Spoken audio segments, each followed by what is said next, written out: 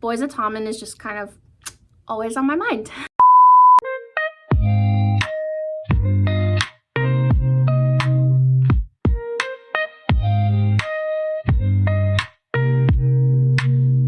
Hey guys, what's up? It's Ashley. Welcome back to my channel, and I am here to share with you some of my favorite underrated books that remind me of some of my favorite really popular books. Now, these aren't necessarily overrated books. I just see them recommended like pretty much every single day across any social platform.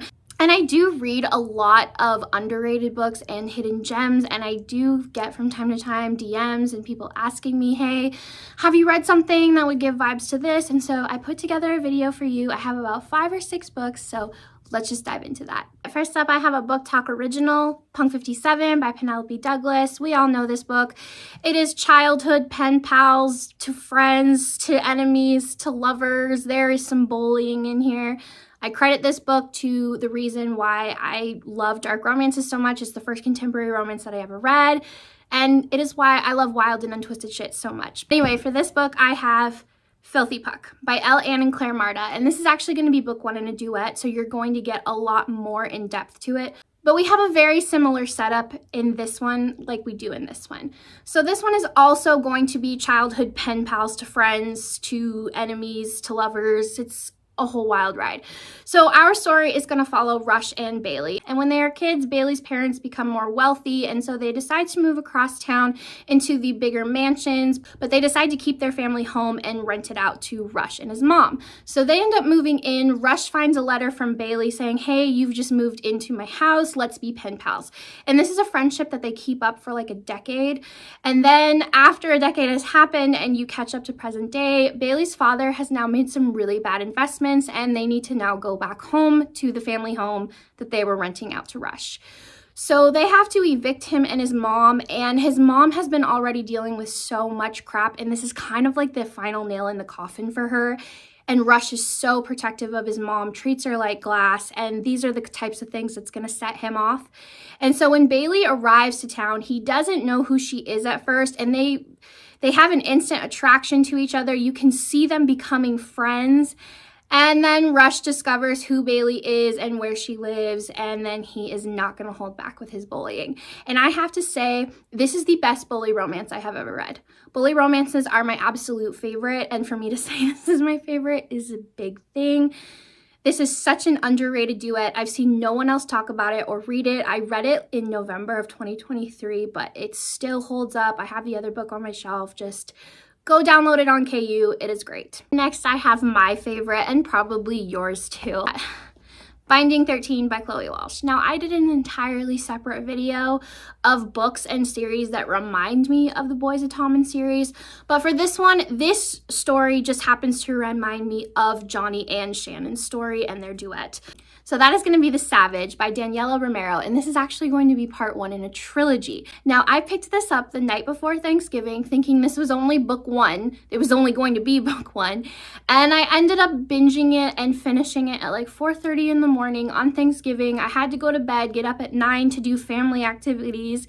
I was struggling through the day, but I downloaded the other 2 on my Kindle, finished those by like 3 o'clock in the morning the next day. Anyway, so good. So let's talk about it. So this story is going to follow Gabriel and Cecilia, and prior to the story starting, Cecilia has been sexually assaulted at a party, and the guys ended up filming her so that they could use it as blackmail in the future because her father is a mayor with a very squeaky clean reputation, and they know this is something they can use to their benefit.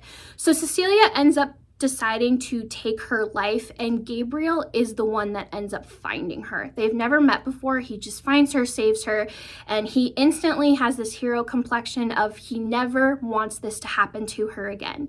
He is battling his own demons because his brother had actually unalived himself years prior, and it basically tore his entire family apart. And he doesn't want anyone else to do that again. And so he makes it his mission to care for Cecilia and protect her and make sure she doesn't do that again. Now, Gabriel is also a star soccer player at their college, and the guys that sexually assaulted Cecilia are on his soccer team. So he is slowly trying to put the pieces together of what is going on. So you're going to have abuse in this. You're going to have a hero with a big hero complex who is a great athlete and wants to be a great athlete. I don't know. It just gave me Johnny Shannon vibes. And then Final Offer by Lauren Asher.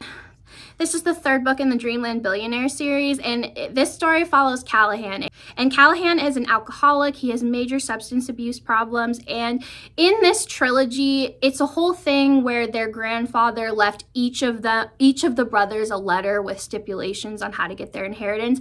And Callahan has to return home to the family lake house and like help get it ready to sell or something. And there, taking care of the house is Alana, his former love. So this is going to be a childhood friends to lovers second chance substance abuse relationship. So anyway, for this story, I have Ghosted by J.M. Darhauer. I read this like 3 years ago, still holds up. Ugh, such a hidden gem.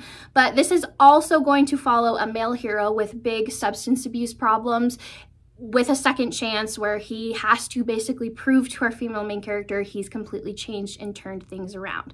So this story is going to follow Jonathan and Maddie, and you are going to see their journey of falling in love and meeting each other in high school, and then what leads to them eventually separating. Now, Jonathan is a movie star and Callahan is a billionaire, so you're going to have similar vibes here with rich men that kind of need to have a touch grass moment. And then also, both of these stories are going to involve a little girl. So single mom in both of these books, but I love this one. So good. Go try it if you love this one. And another OG goodie, The Wall of Winnipeg and Me by Mariana Zapata. This is like my favorite marriage of convenience book. It is my favorite slow burn. It is a football romance. It is close proximity. It is boss, assistant, it's got all of it. So anyway, for this story, I have Between the Blue by Nikki Witt, and this is going to be a hockey romance. And the MMC Ben reminds me so much of Aiden, like he literally grunts at Addison, our female main character, like Aiden does with Vanessa. Just such a good time. Now, this book is going to be a lot more emotional and heartbreaking than this one, but it's still really, really good. It's such a slow burn. It is going to be told in a duo POV, unlike this one, but his POV chapters are entirely told in the past. So like I said, this story follows Ben and Addison, and this is going to be a hockey romance, and Addison is new to town. And in the very first chapter of the book, she is at the gym and she meets Ben. And when Ben sees her, he does not want to be near her. And you'll discover why as you read his chapters, but they have just such a push and pull relationship. You can see how he is really trying to fight things. It is such a slow burn. Like I said, some really heartbreaking stuff in there. She's a photographer, but like I said, it's also going to be a sports romance. The male main character reminded me a lot of Aiden. It's just going to be a fun time, extremely underrated. Go pick it up if you have not read it. Lastly, I have one of my favorite dark hockey romances, and that is The Fucking Wrong Number by C.R. Jane. And for this one, I have Dirty Hit by Heather Ashley. So I read this last May. It was a new release, and it reminded me so much of this. It followed a lot of the same formats and blueprints, but it was still its own unhinged good story. So in this story, we have Lincoln, and Lincoln has accidentally sent a text to the wrong number. And when the girl sends him a picture of who she is, it is a love at first sight. Like, he has to have her, has absolutely twisted and unhinged things to get her.